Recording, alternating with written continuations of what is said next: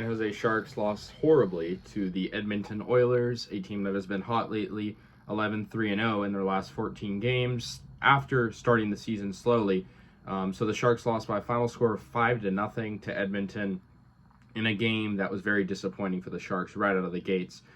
Magnus Chrona made his first career NHL start in net for San Jose.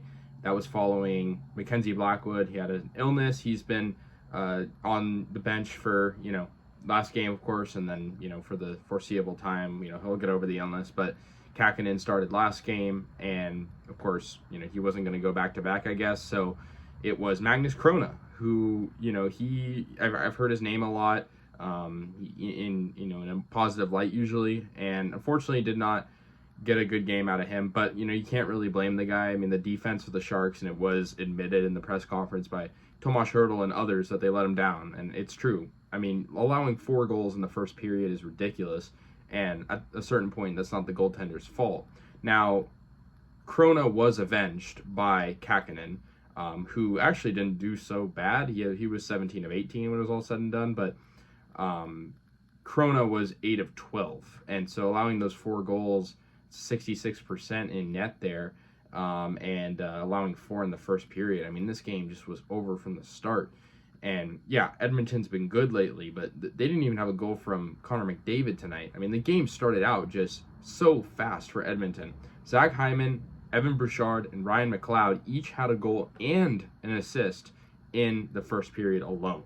So those guys all recorded points, multiple points in the first period, and that kind of just got them the momentum they needed. I mean, it very well could have been another double-digit showing that the Sharks allowed. But, of course, the Sharks actually beat this Oilers team earlier in the season. And so I thought, coming into it, I was like, okay, you got Chrona in net. It's going to be a change of scenery that, out there, and maybe the Sharks can get a good win. But, they beat them 3-2 back in November, and that was a really good game for the Sharks. But tonight, just not a solid showing.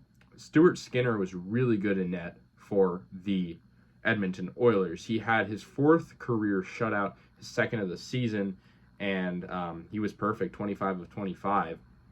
Sharks actually controlled the faceoffs. They were 56%, so interesting, but and honestly didn't even trail it badly with shots. It was 30-25 in favor of the Oilers. But other than that, it's just the Sharks, they just don't look like, a team that has much energy and heart out there. It's really disappointing. You look at the plus minuses, it's all negatives mostly.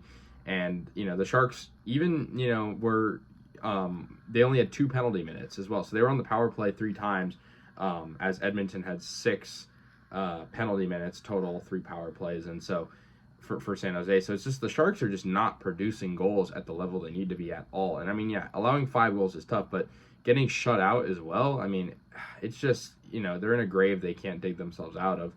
But yeah, 5-0, it's brutal. It's hard to see this team lose like this. We know it's for the greater good. We know we're going to get a good draft pick like we did last year. And Will Smith, for the record, is tearing it up right now in the World Juniors tournament. And so, props to him overseas in Sweden right now. But, right here in San Jose, it's been a tough stretch. The Sharks lost their 7th straight game. This was their 7th straight loss.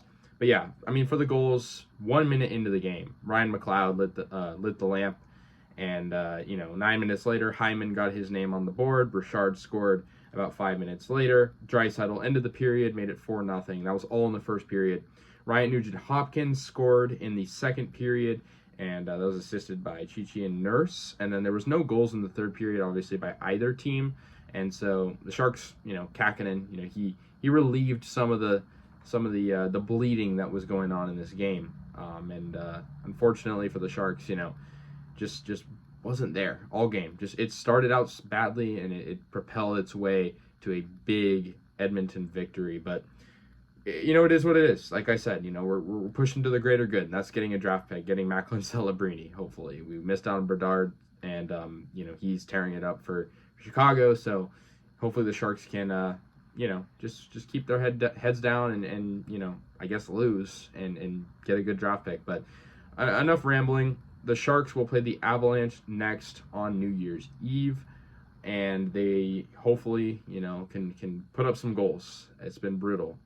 1 goal in the last 2 games for the Sharks.